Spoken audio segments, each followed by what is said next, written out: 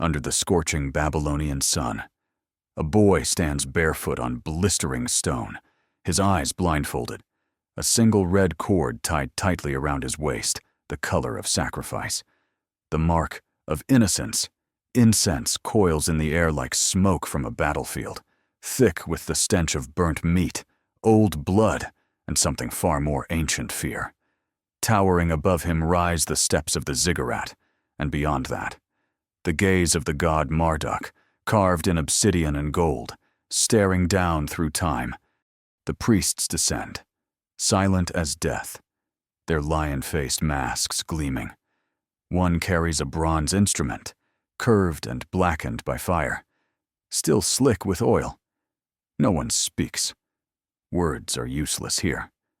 The boy trembles, not from the heat, but from what he's been told since the day he was chosen, that pain is purity, that agony is divine, and that to suffer in silence is to become holy. Outside, Babylon celebrates the harvest. Music rises, wine flows, and the towers shine like stars. But inside the temple, something older than empire breathes a hunger clothed in ritual. No one will speak of what happens in the stone chamber. No records will be carved. Only the gods are meant to witness what unfolds when the door closes. Tonight, a child will be unmade in the name of salvation, and Babylon will call it sacred. Under the shadow of Babylon's towering ziggurat, a child was taken from his home. He did not cry. At 12, he understood enough to know that tears had no place in what lay ahead. He was told he had been chosen, not for punishment, not for exile, but for holiness. His mother kissed his forehead one final time and whispered a prayer older than the city itself. Then the temple guards robed in indigo, faces hidden behind golden veils, led him away in silence. Inside the temple complex, the world changed. No more family, no more name. The boy was stripped of his birth title and redressed in white linen robes, bare of any decoration. His hair was cut to the scalp. His meals became sparse, unleavened barley bread, water steeped with bitter herbs, dates only on sacred days. His bed was a stone platform covered in straw. In the mornings, he awoke to the low chant of priests preparing incense. In the evenings, he studied cuneiform tablets by flickering oil light, learning hymns to Marduk, maps of the stars, the movements of blood and bile inside the human body. The priesthood called him Kashu. It meant the untouched, but it meant more than chastity. It meant isolation, detachment from all impurity, including emotion. He was taught not to love, not to long, not to fear. Each of these was weakness, and weakness, they said, invited chaos. Babylon had been built to hold chaos at bay. His body, his breath, his silence would help maintain the divine order. There were lessons in ritual pain, not yet the great ceremony, but rehearsals. He would kneel on heated tiles for hours until his legs trembled. He was lashed softly on the back when his posture faltered in prayer. He was made to fast, then forced to chant until his voice cracked. All of this, he was told, was to prepare his soul for the touch of the god, and that touch, if it came, would burn everything impure from within. He was not the first. Before him, dozens of Kashu had walked these same stone paths, sat on the same benches in the Hall of Light, stared at the same star chart carved into black lapis. Some had gone silent, others had wept blood, a few had been taken below, never to return. But no one spoke of them. To speak of what came after was forbidden. He began to understand that fear was not an error. It was a compass pointing toward something real. In the 4th season of his training, he was summoned by the High Seer, a man whose age no one knew, whose eyes were cloudy with incense smoke. The old priest laid a finger on the boy's chest and said nothing for a long time. Finally, he whispered, "You are ready." That night, the boy was not allowed to sleep. He was bathed in perfumed oil, wrapped in clean linen, and tied with the red cord. The red cord was the sign. Everyone in the temple knew it, the moment they saw it. They looked away. Acolytes stopped speaking when he entered a room. Even the youngest priests fell silent, bowing their heads. The boy had crossed into something else, not divine yet, not destroyed yet, but suspended between. It was the loneliest night of his life. He did not see the stars that evening. He was not permitted to step outside, instead. He sat alone in the chamber of stone, where the floor was cold, even in summer, and the walls hummed with wind that came from somewhere deep below the temple foundations. He sat there until dawn, unmoving. He was told that if he moved, the god would not accept him, if he blinked too much, if he breathed too hard. If his mind wandered from prayer, even once the touch would become punishment instead of blessing. By sunrise, his legs had gone numb, his throat was dry, his mind hollow. But he had not moved. When the door opened, the same veiled guards returned. No words. They took him by the arms, not roughly, but with finality, down the hallway, past the statues of winged bulls and lion-headed spirits. The air turned thick with smoke. There was no light, but firelight. The chanting had already begun, and the red cord around his waist pulsed against his skin, as though it knew before he did what was coming. The heat inside the temple's innermost chamber was unbearable, thick with burning myrrh and cedar wood. The air clung to the skin like syrup. Flames flickered from copper basins along the walls, casting the room in a trembling gold that made shadows shift like breathing creatures. In the center, carved into the stone floor, was the sacred circle etched deep, lined with dark residue from centuries of rituals. This was where he was brought, blindfolded, barefoot, the red cord at his waist now soaked in sweat. He had crossed the threshold. There would be no returning. The chanting grew louder, layered, echoing in a language no longer spoken by any people outside these walls. It was a sound meant for gods, not for men. The boy was placed at the circle's center, his arms held down gently but firmly by two silent acolytes. His breath stuttered. His heartbeat thudded like a drum under his ribs. One of the lion-masked priests approached. In his hand, the object that had haunted the boy's dreams for years, a hooked bronze instrument, blackened at the curve, warm from the fire, slick with oil. No words were spoken, not even a prayer. In this place, language was obsolete. Only sensation mattered. Only pain could carry the offering from flesh to divinity. The first contact was almost delicate a touch just below the shoulder blade. But then came the pressure. The hook dug into his skin, twisted, pulled, opened him. The pain was immediate, blinding. He screamed, but his voice was drowned by the chant. Blood ran down his back, dark and slow, mixing with the remnants of those who had come before him. Another mark, another incision. The instrument danced across his spine like a cruel stylus, etching scripture into a living scroll. His limbs convulsed, but the acolytes held him steady. His vision, already blurred by the blindfold, now turned white behind his eyelids. There was no sense of time, just the rising and falling of the chant, the heat of metal, and the wet sound of flesh giving way. Somewhere deep within him, something began to unravel. His mind, stretched beyond the bounds of pain, began to flicker. He no longer remembered his name. He could no longer picture his mother's face. There was only fire, only the roar of the god that lived in silence. Eventually, the priest stepped back. The boy collapsed forward, his body trembling, blood painting the sacred lines of the circle. But the ceremony was not yet over. They wrapped him in linen, carried him out not to healing, but to confinement. He wasn't to be touched, not to be fed by hand. He was to remain alone for 6 days in the chamber of the hollow echo. That room was cut into the base of the ziggurat, a place colder than any other in Babylon. Its walls sweated with condensation. Its floor was dust and chalk. There was no light, only the faintest scent of burning herbs drifting down from a vent above.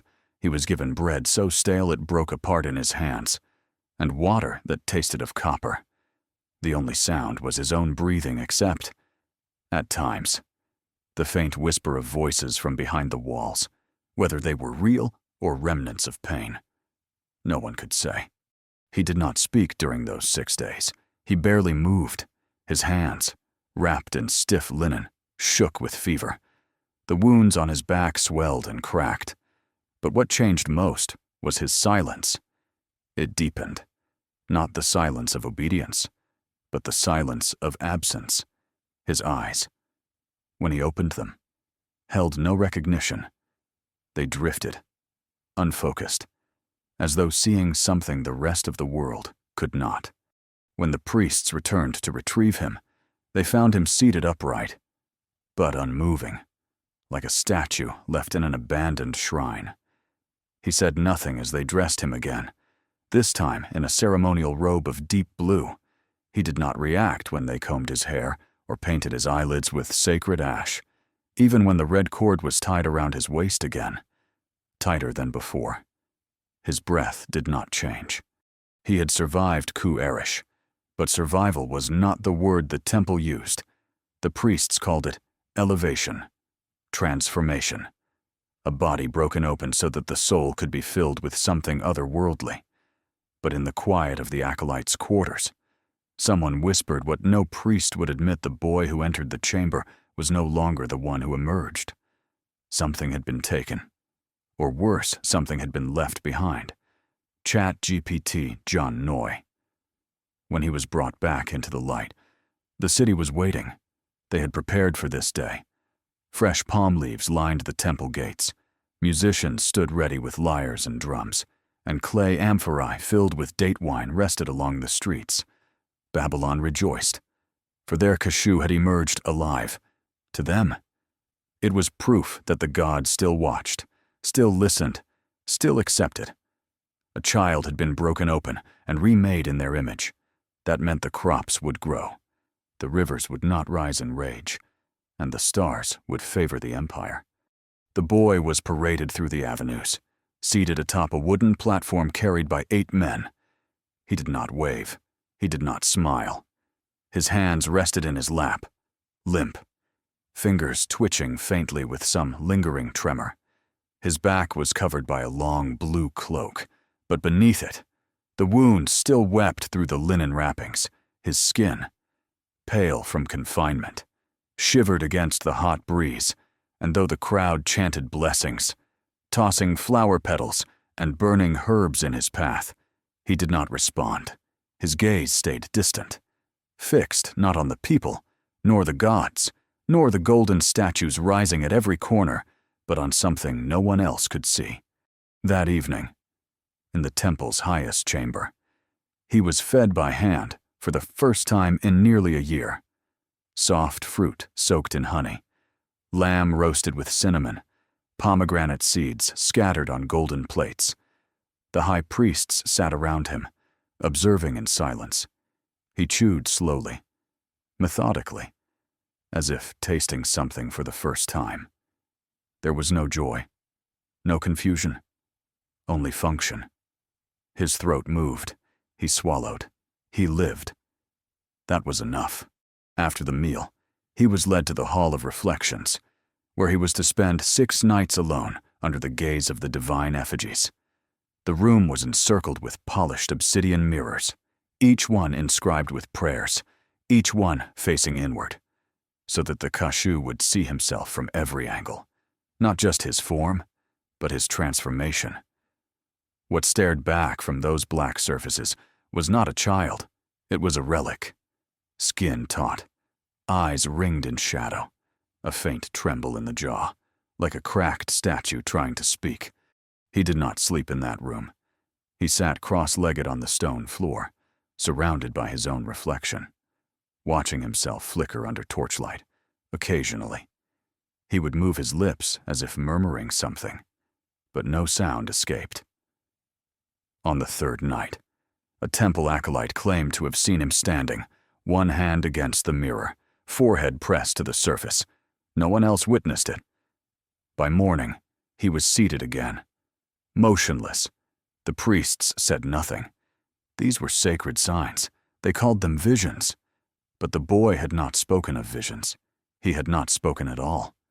The longer he remained silent, the more revered he became. In the city below, stories began to spread. Some said he could see into the minds of others, that he had touched the boundary of death and brought back knowledge forbidden to men. Merchants carved his image into small clay tokens, offering them to sailors and farmers as charms of protection. Children were named after him. Poets sang of the silent boy who returned from the god's mouth untouched by madness. But not everyone believed. Within the temple walls, quiet doubts grew. The chambermaid assigned to clean the Hall of Reflections began refusing the task.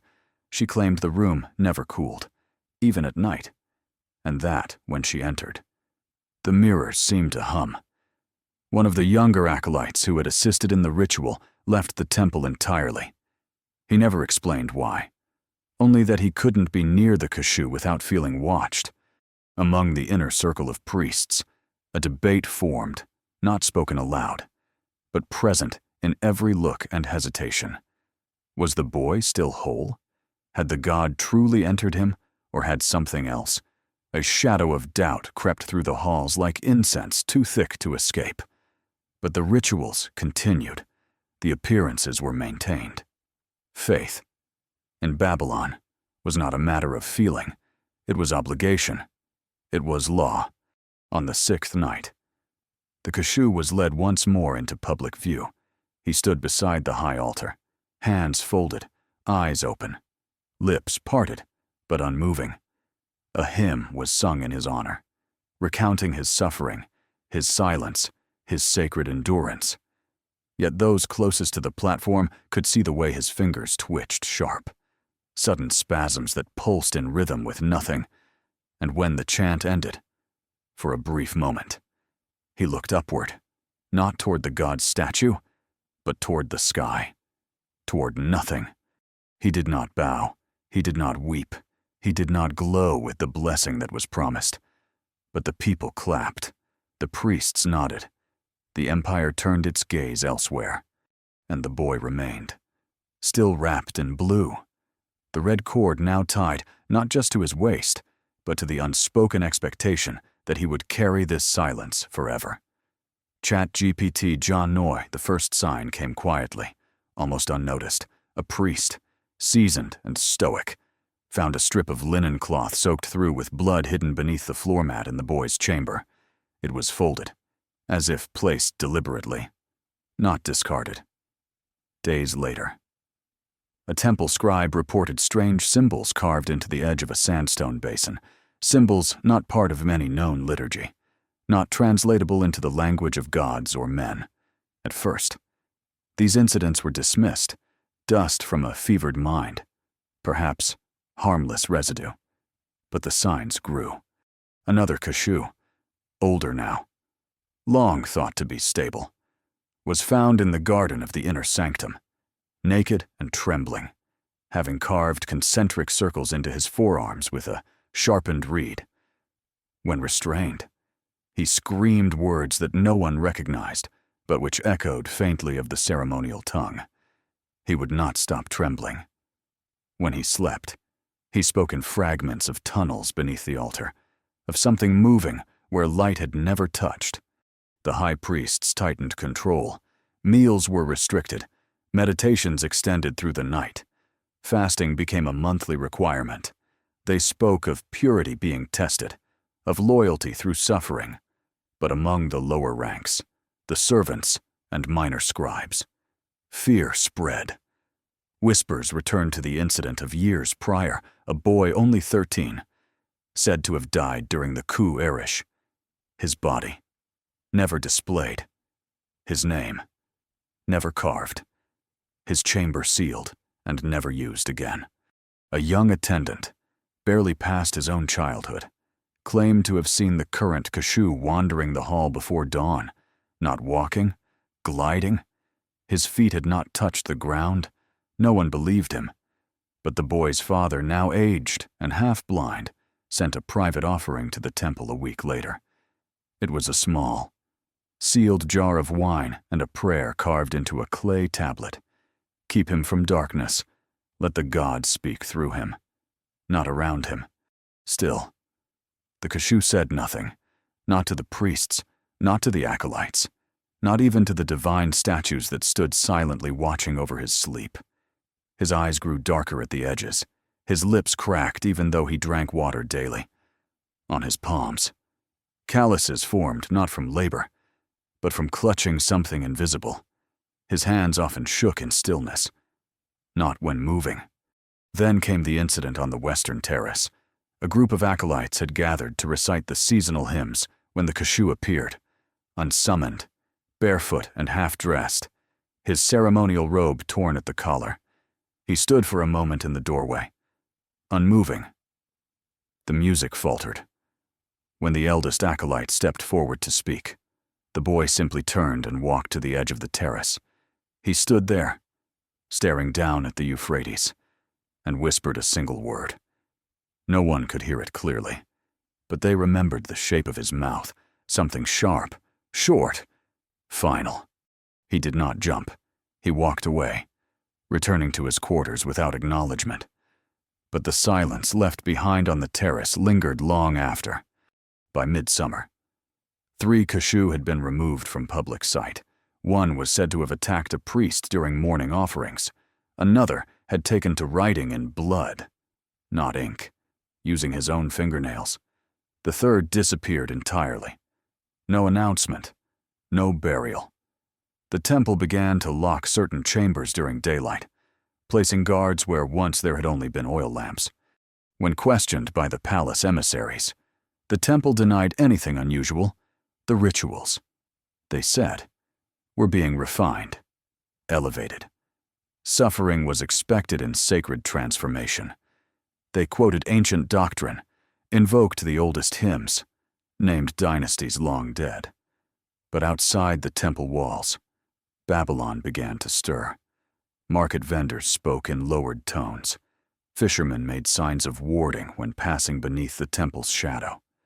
Mothers turned their children's faces away from the main ziggurat at dusk. Even inside the temple, the mood changed. The senior priests, once proud and immovable, now moved quickly. Eyes down. Candles burned longer. Incense was doubled.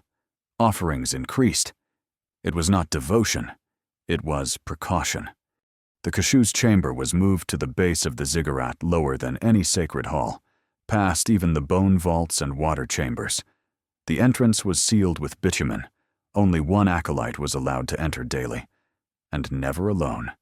When asked how the Kashu passed his hours, the acolyte answered without hesitation. He whispers when he sleeps. He whispers things I don't understand. And sometimes, I think he's not whispering to himself. By the 20th year of his life, the boy no longer resembled what he once was. His frame had narrowed, shoulders hunched not from burden, but from years of withdrawal. His skin was pale to the point of translucence, stretched thin over bones, sharp enough to bruise the linen robes he wore.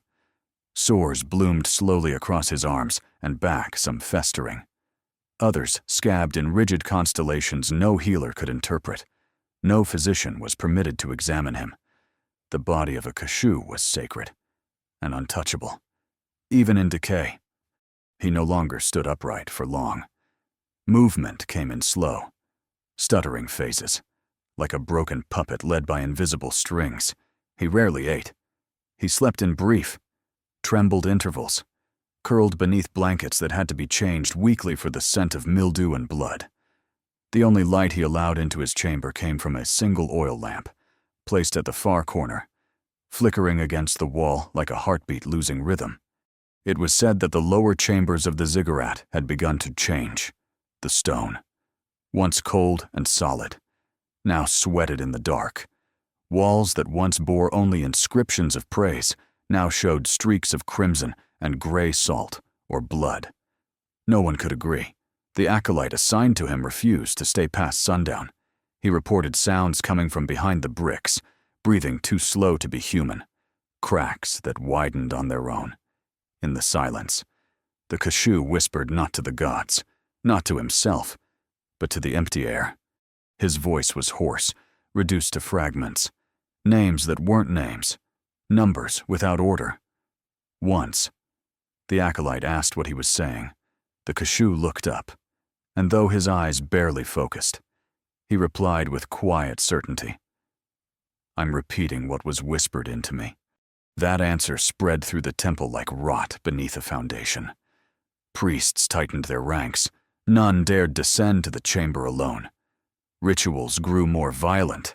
Iron was heated until white-hot for blessings. Hallucinogenic smoke was burned thick in the altars. It was not celebration. It was containment.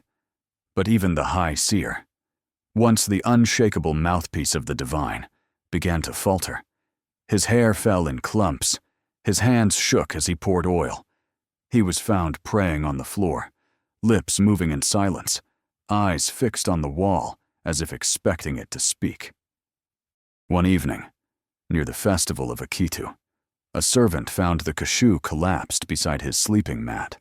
His body was intact, but his mouth was ringed with a black residue, thick and bitter smelling. No poison was ever found, no toxins traced.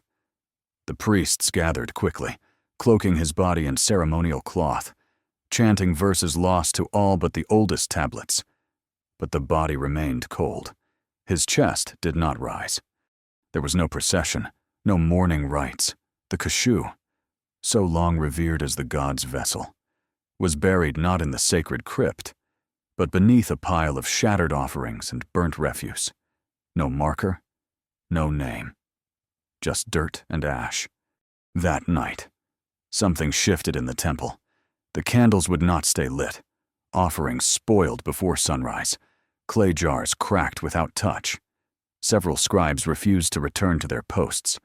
One claimed to have seen a figure standing behind the curtain of the central altar, thin, unmoving, with a red cord wrapped around its wrist. The city above, oblivious to the details, began to suffer. The river turned unpredictable, flooding fields without warning. Infants were born premature, many silent. Illness spread with no discernible cause. The high seer died in his sleep, eyes open, mouth slightly agape. His successor refused the title. Then the governor's daughter was found walking in her sleep, speaking a language no tutor could identify. In quiet corners of the city, whispers began again, that something had been done wrong, that the god had not accepted the offering, or worse, had never asked for it. The Kashu had been broken, emptied, and used. But what filled that void after the pain? None could name. What had emerged from the chamber years ago may not have been a boy at all. Behind the temple walls, the red cord was no longer used in ceremony. It was burned in batches, its symbolism declared impure, but it appeared again, knotted and dirty, left on steps, wrapped around statues, found tucked in the mouths of dead birds. No one claimed them. No one removed them. They were left where they fell. Like messages written in a dialect the city could no longer pretend to understand. The morning of Akitu came with a sky that refused to brighten. The festival dawn, meant to signal rebirth, felt heavy with unspoken dread. Offerings were carried from the temple gates, but the air was stale like a breath held too long. The Kashu's chamber stood sealed, the entrance hidden by soot-black stone. Outside, the city watched, waiting for the signal that did not come. By midday, word crept through the corridors the body of the Kashu had been found, not among the honored dead, but in the refuse pit behind the temple, where broken statues and discarded idols lay in ruins. His skeleton, emaciated and brittle, bore no wounds, only a ribcage bent inward, as if his soul had caved it from within. His skull remained, but the eye sockets seemed to hold a permanent glare.